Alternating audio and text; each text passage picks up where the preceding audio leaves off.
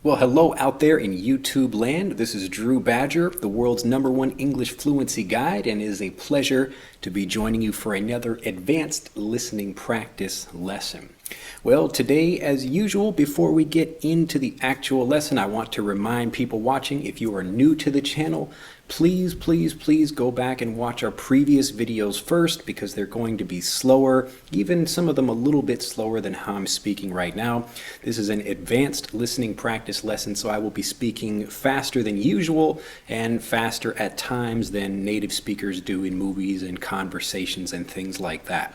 So if you want to get into this series, and this is episode 8, I believe. Actually, I've been enjoying making these, and I hope you've been enjoying them as well. Let me know down in the comments below this video if you're watching this on YouTube or on EnglishAnyone.com. But since people have been enjoying these, but I really want to make sure, if you're new, again, go back and watch those previous videos so you can get used to the sound of my voice. And that way you can, instead of having to listen and struggle with the new vocabulary and the speed at which I'm speaking, you can just focus on listening to the new words and learning a lot of new things at faster than native speed. Well, since that's all the way finished, let's get into this lesson. This was something I actually wanted, it's kind of something I've been thinking about for a while, but there was a catalyst. A catalyst is something that gets you moving or that begins something else. And this catalyst happened yesterday, actually. So I was at home and I got a mail from a good friend of mine, Jason Levine, the Fluency MC. So actually, if you're watching on YouTube, you can search for him. I'll put a link down in the description. He's an awesome teacher. He loves music and rapping and helping combine all those things to help add a little bit more music and movement and things like that to fluency so people can get excited about learning. So he's a great teacher, but he was asking me, and he's also asking a whole bunch of other fluency experts out there, what would be the one thing they would have to share, and in maybe something as short as 140 characters, like something you'd put on Twitter. So the one thing that would be really important for people to know if they want to get fluent. And I was thinking like, well, there's a couple of things you can really do, but really what's the one most important idea that I share, the most important thing about EnglishAnyone.com, the most important thing we'd like you to know. So I told him one quick thing. I'll see if I can remember it exactly. Maybe I won't, but it's the basic idea of, if you want to sound and speak like a native, you have to learn like one. So I'll say that again. If you want to speak and sound like a native speaker, so if you want to speak and sound like a native English speaker, like a native, you have to learn like one. Now, this is a pretty obvious idea, but really a lot of people that are learning the language, they don't quite understand it. And actually, this is a pretty common theme throughout life. There's a lot of people that want to learn something about a new kind of information, maybe a new piece of information, where they want to learn how to do something or change their life or improve their life in some way. But they're asking for, information from the wrong kind of people, or they're doing something, they're working really hard, but they're not working in the right direction. So if you've had that experience, I know I certainly have in my life, like for learning about business, I learn all this stuff, or I spend all this time doing something, and just because you're spending time doing something doesn't mean you're actually doing it properly. So actually what I'd like to do is take something, because I had, again, this question from Jason, the Fluency MC. So he asked me this, and I was actually thinking about doing a video about something else, which is actually this book over here, The Richest Man in Babylon. I've actually talked about a couple of books on this series so far. I'll hold it up to the camera for you. And I've actually talked about this. Yeah, that looks pretty good. It's actually not that thick of a book. You can find, I think, different versions of it, but it's only, I don't know, maybe 140 pages tops. That's another really great expression for you, to say something tops is like however much like the highest point of it is. So maybe like it'll take us like 2 hours tops to finish this project. So it'll maybe take us 2 hours maximum, but this is a great native way to say this. Anyway, so I wanted to talk about The Richest Man in Babylon because it changed my life as far as learning about business. And I can actually talk about quite a few things in this episode here, but there aren't any pictures, unfortunately, but hopefully I can describe a few things that should be interesting enough, and you can get a clear picture in your mind of why this is such an important book for me, and might be something that could be important for you as well. just a little bit of background about this book. It's actually, I believe it originated as a couple of pamphlets that were distributed to people going to banks, things like that, where they were just basically simple principles about money. And a lot of them, it's just trying to take a kind of a story from the past about Babylon and the ancient world, and try to give money advice, because obviously the principles are exactly the same now as they were a few hundred or even a few thousand years ago. People are still people, so things aren't really changing. So the actual way that we would get fluent now is the same way you should have been getting fluent 200 or 300 years ago. But anyway, Richest Man in Babylon was a really interesting book I found, and again, just the overall, I won't give like a review of it, but basically the gist of something. And the gist, this is another great native expression that we're saying when we just want to give an overview, just the main topic, or what's a quick overview of something. So the gist, J-I-S-T. So the gist of the book is that there are certain money principles that you should be following, whether you're a self-employed person or an entrepreneur like myself, or you're an employee, whatever it is you do. There are certain ways of becoming wealthy or being able to save for retirement or whatever it is you want to do. And if you follow those, which are actually pretty simple, you'll be able to achieve them. So there's a very specific story I want to talk about in this that relates back to what Jace was asking me for. So I thought I'll share just one of the few stories that are in here. There are actually, I think, maybe 10 different stories, but they all have the same kind of theme. But this one is from the actual story in here called The Richest Man in Babylon. Now, to keep it simple, I'm just going to talk about an old man and a young man. These will be the two characters, and the story is all related. I won't tell it exactly how it is in the book, but I'll give the gist of what it is to make it nice and simple. Now, one thing I will say about this book, I've recommended it before. If you've been following me for a long time, you'll know this is an important book for me, and I'll talk a little bit more about why. You'll be able to learn more about that as I talk about the book. But one of the things that is a little bit tricky about the book is that it's got kind of old English in it. So to try to get the feel for being back, many years ago, people spoke a different way. It's all English in the book, and I think it's actually been translated into different languages because it's such a popular book. But again, if you're going to read the English version of it, which you certainly can, the English is actually quite simple, but it's going to be a little bit more difficult for you to read because some things aren't the modern English that we're using today. Anyway, so here's the story from the book. The richest man in Babylon began as a kind of an ordinary, everyday person, an employee like everyone else. He was a scribe, but instead of writing things on paper like we do now, he would carve things into clay tablets. And this is how things were done in Mesopotamia, Babylon, many years ago. And this is actually an interesting thing to study. I learned a little bit about this when I was in elementary school, and the carving on clay tablets and using cylinder scrolls. These are, it's a really actually interesting way of, instead of having a flat thing like a book where you make an impression of something, you can take a cylinder, so like a rolled thing like this, and you roll it out over a piece of paper, or I guess maybe not a piece of paper, but a clay tablet, something like that, and it would actually make a whole design or something. So that's actually a really cool, kind of beside the point right now. But anyway, so this guy, we'll call him the young man. So he's a regular employee, or just kind of working as a scribe. And then one day an old man comes in, and this old man is asking him, he needs a certain law. He needs that to be carved, I guess you could say. So the young man says, oh, I guess I could do that for you. But he's also thinking at the same time, I'm really tired of being an employee. And again, just to kind of break from the story right quick, a lot of the things that I teach kind of different from when I began teaching English. Like now I try to teach a little bit more of these things because a lot of people are interested not just in improving their English, but improving many aspects of their life. And a lot of the really interesting information that you can find, like the primary sources of books, are found in the English language. So a lot of people, they find as they start studying, they can get into books as opposed to just translations of things, when they can actually study we call it the source material. So maybe it's a book originally written in English, but I like to teach these other things like that because a lot of people are asking me about that. How can I improve, and what do I do, for my own life, that kind of thing. So he's, being a scribe and carving these tablets, and then the old man comes in and says, I need this tablet, scribed, or whatever you want to call it. I need you to carve this law for me. And so while, this guy is kind of thinking about his life and really wondering, why is it he can't make any money? He's always, doing the same thing.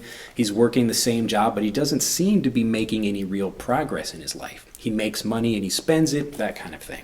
So the old man that comes in is actually a very wealthy person, and the young man is looking at him and he says, can you teach me how to be wealthy? Can you teach me how to be rich, how to make money? And the old man says, we'll think about that. But basically he's, kind of focused on getting his work done. So he gives the tablet to, or the job to the young scribe, and the young man is, working, but he isn't able to finish it by the time the guy comes back. And then he's really kind of, pressuring him when he comes back the second time. The old man returns and says, oh, where's my tablet? And the young man says, oh, I'm sorry, I didn't get to finish it. But if you promise to teach me about, becoming wealthy and becoming rich, I will work as hard as I can. It will be working all night, even if I'm really tired. And tomorrow, I promise it'll be finished. And sure enough, when the old man came back the next day, he came to the young man, and the young man delivered what he promised him. And so the old man said, okay, since you delivered on your promise, I'm going to deliver on mine. And what the old man said was that, well, the first key to wealth is to keep 10% of everything you earn. Keep 10% of everything you earn. Now, this is something you probably already know, but what, they make a good point in the story about why you should be keeping something that you earn, because most people, they spend pretty much everything that they earn. And so the young man was saying, really, that's the first law of making money? That seems, well, I don't know, don't I already pay myself? Don't I already get paid from when I, carve these cylinder seals? And the old man says, of course you don't.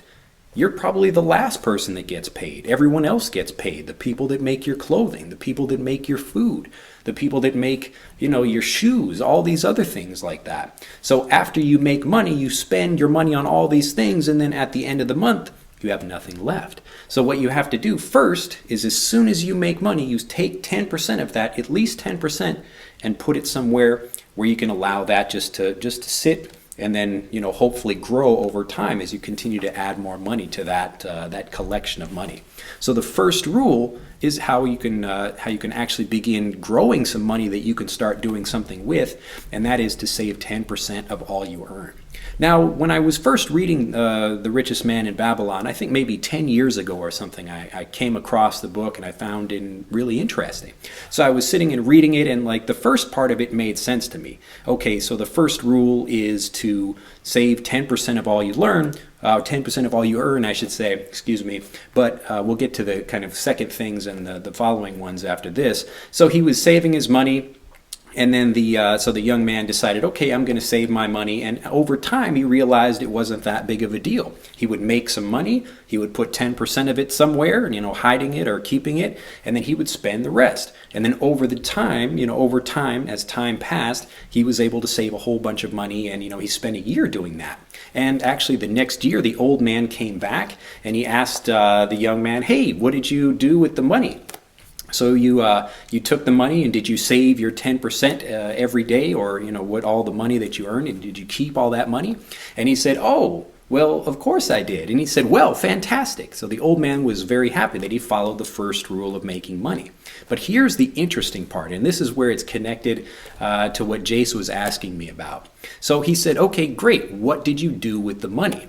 And he said, well, I have a friend of mine that knows about, making shields. And what I did was I lent him the money so he could go to this other island and buy jewelry or some precious gemstones and then bring those back. And then hopefully we can sell those for a profit and then earn quite a bit of money off that. And of course, the old man heard this and he was like, you idiot. Why would you do something like that? Why would you give your money to a person that builds shields or knows about that kind of thing? Why would you give him money such that he can go buy jewels when he knows nothing about that? Now, a lot of people, especially when you don't have much money, you hear ideas about how you can make a lot of money quickly, but usually those aren't very good ways to make money. And the people that are successful, the ones that are knowledgeable about dealing with money, know better than to do those kind of deals or to get involved in that kind of thing. So it's not really an investment. You're really gambling with your money, trusting someone that doesn't know something about something with, this other idea over here. Now, getting back to what Jace was talking about, here's where it all comes together here. This is why it's really such an important thing to remember. Even more important than saving that 10%, that's really easy to do. But the tricky thing about how do you expand that wealth, how do you get that wealth, how do you invest it, and then get that wealth to be generating more wealth for you. So as an example, you could make $10 and you save, a dollar of that, but you buy something else and you're able to make $2 or whatever and actually able to grow that money. So the interesting thing here is when you think about what the people that understand money or how to make money do, when you understand this, you have to follow what they do in order to succeed, to see success in that same way. So what a lot of people do, and what I started doing when I was first learning Japanese, and this is again connecting back to the language learning aspect of this, is I was wanting one thing. I wanted fluency in the language, but I was doing it in a way that wouldn't get me fluent. Now, does that make sense? It's the same thing that most people do when they're trying to learn about money. Now, a lot of people, because everybody deals with money every day, either you're spending money or you're saving money or doing something. So because everyone feels that they're touching money in some way, they feel they have an opinion about it. So if I go to my friend and I say, hey, what should I do with my money? If he doesn't know anything about money, then I'm being stupid for asking him advice about that. Now, if I want to learn how to bake bread, most people would say, oh, you would go to a baker. Or if I want to learn how to sail a boat, then, I would go to a sailor or any other thing like that. But what's interesting about money is that a lot of people, or even with like relationship advice too, like maybe you're, a young man or a young woman or whatever, but you ask your friend, hey, like I'm trying to get a girlfriend, what do I do? And if your friend doesn't have a girlfriend either, like why would you ask him that? But we do this anyway because, we all feel, we want to ask advice and we want to get information as much as we can or as quickly as we can. But the thing about getting fluent is in the same way that you want to make money by following the people that know how to make money, if you follow what they do, you're going to be successful at that. In the same way that if you follow the way native speakers learn, and this is exactly what I told Jason, and this is the most important thing that I teach, if you follow what native speakers do, you will become like a native speaker. It's really that easy. Now, again, there's kind of two different things, like really when I try to explain what I do to students as an English fluency guide, I don't teach the language. What I'm really trying to do is guide students from where they are at their current level to the fluent level by showing them really, there's one part of the language here. This is the written language. This is the formal language, the textbook language you would learn in a classroom, but trying to use that, and then I can guide students back to all the idioms and the slang and the phrasal verbs and all those other things. But you need to take the right steps in order to do that. So this is actually what I do in general with EnglishAnyone.com, specifically with Master English Conversation and the other courses my team and I produce.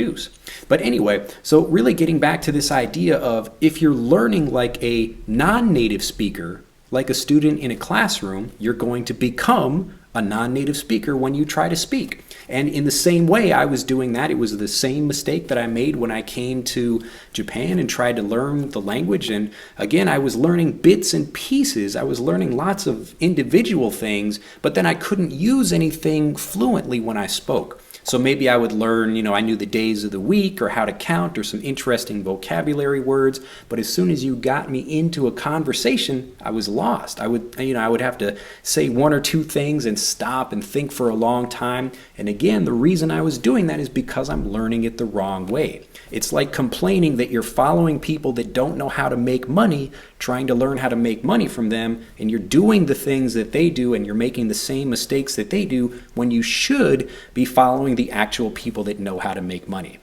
So anytime you want advice, it doesn't matter if you're coming to me for fluency advice or somebody else about, like I don't know anything about cars really. I like to drive cars, but, don't ask me any advice about cars. I wouldn't be able to help you very much.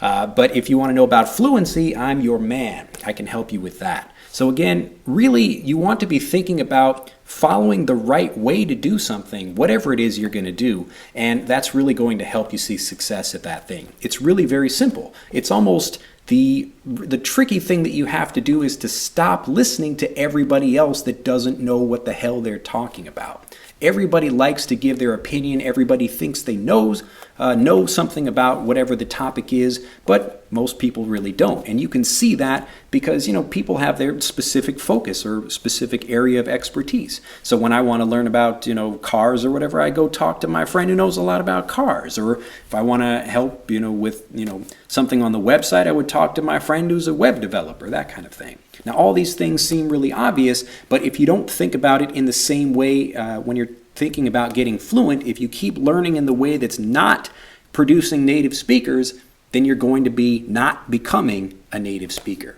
So I know, obviously, it might be a little bit difficult if your accent is a little bit different or you've been learning a different way for a long time, many years, like you started studying English at a particular level and you wanted to figure out some way to go from that level to actually the fluent level up here. You're going to have to do it in a different way. So you can't do more of what you're already doing. You can't do it faster, try to study more hours or read more books or something like that. You have to change the way you learn and stop learning like a non-native speaker. You have to learn like a native speaker.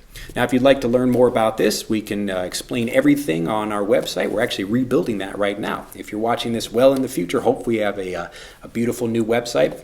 But this is everything we do at EnglishAnyone.com and with Master English Conversation, which you can learn more about at EnglishAnyone.com. But again, I really want you to think about that. That's really the most important thing I wanted to share with him and what I'd like to share with you.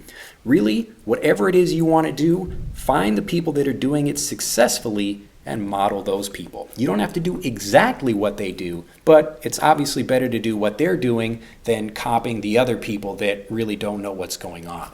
So we still have in our world, there's a certain way when people think about learning languages, it's like, okay, I have to get the CD and I have to get the grammar book and I have to do all these other things, but really it doesn't have to be like that at all if you learn like a native speaker. Anyway, I don't want to take up too much of your time. This has already been talking for quite a bit here, but I do recommend this book highly, The Richest Man in Babylon. There are some other great stories and some more rules about gold in here, which are just as applicable as we've shown today for learning languages or for anything else. So I look forward to hearing what you think about this book or to other books that have also changed your life. This has really helped me change the way I think about money because in my family, I didn't come from a wealthy family and education about money, it's not something that's taught in school. So you really have to learn these things on your own or, hopefully you're lucky to be born in a family with people that have money and they actually know how to educate students about that as well or educate their children. What a lot of people do, there's kind of a cycle when it comes with money, like maybe one person or like a man or a woman, they work really hard and make a lot of money and then they're able to give that to their children. But if they don't also give the financial education to their children, then their children don't understand, how to make money and then they end up wasting it and then, the cycle goes around again.